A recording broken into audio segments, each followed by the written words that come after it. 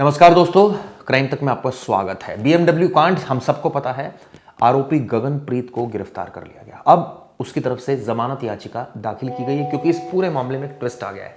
Twist यह है कि जो सीसीटीवी फुटेज है उससे यह ज्ञात हो रहा है कि पहले गाड़ी यानी BMW डिवाइडर से टकराई और उसके बाद उसके इंपैक्ट से जो गाड़ी थी वो पलट गई और बाइक से जा टकराई, जिससे कि नवजोत जो कि ब्यूरोक्रेट थे, टॉप ब्यूरोक्रेट थे, उनकी मौत हो गई। उनकी पत्नी जख्मी है। इस मामले में एफआईआर दर्ज की गई है। लापरवाही से वाहन चलाना, इसके अलावा गैर इरादतन हत्या का। पुलिस हर एक एंगल से मामले की जांच कर रही है और लगातार इस मामले में अपडेट सामने आ रहे हैं।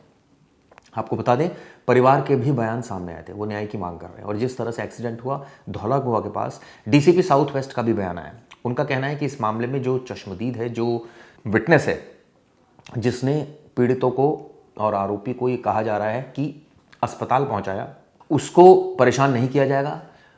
उसका जो नुकसान हो रहा है वो कोशिश की जाएगी ना हो। उसकी जो गाड़ी है उसको रिलीज किया जाए। इसके अलावा इस मामले में पुलिस का कहना है कि अभी हर एक एंगल से मामले की जांच जारी है।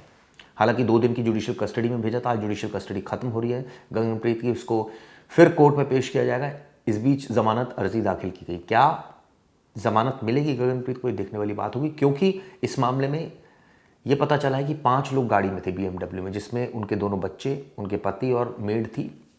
जांच इस बात की भी होनी चाहिए, इन सबकी सीडीआर रिकॉर्ड्स भी चेक होनी चाहिए। ये भी चेक होना चाहिए कि क्या वाकई गाड़ी गगनप्रीत चला रही थी या कोई और चला रहा था। ये भी एल्कोहलिक जो टेस्ट हुआ है वो नेगेटिव आया है, यानी शराब नहीं पी रखी थी।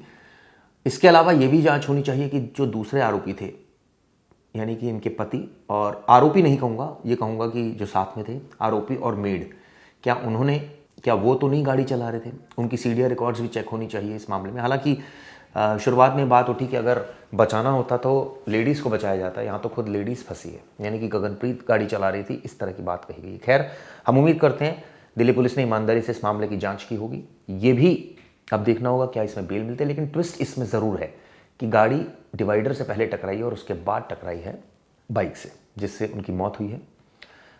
बाइक का उनका शौक था, ये पता चला है कि अभी उन्होंने हाल ही में बाइक खरीदी थी। कई सारी तस्वीरें भी वायरल है। फिलहाल इस केस में जो भी अपडेट होगा आपको दूंगा। लेकिन जो ट्विस्ट है वो यही है इस मामले में कि दूर के अस्पताल इसलिए ले जाया गया, जो बात पता लग रही है कि ये उनके जानकार का अस्पताल था। बल्कि यहाँ तो मैं ये कहूँगा कि गगनप्रीत ने एक तरह से मदद की।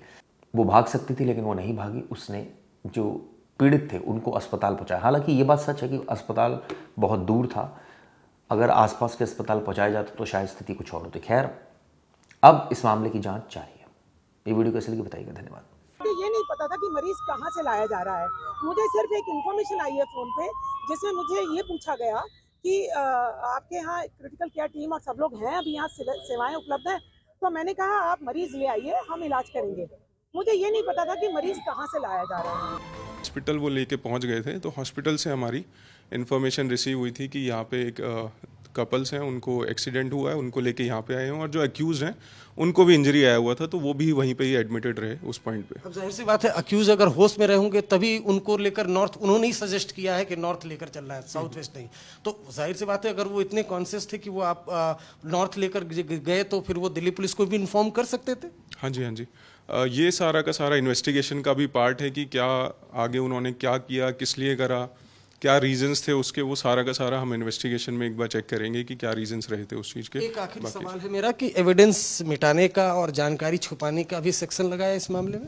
हाँ जी, हाँ जी, इसमें लगा ये वाला सेक्शन जो FIR है।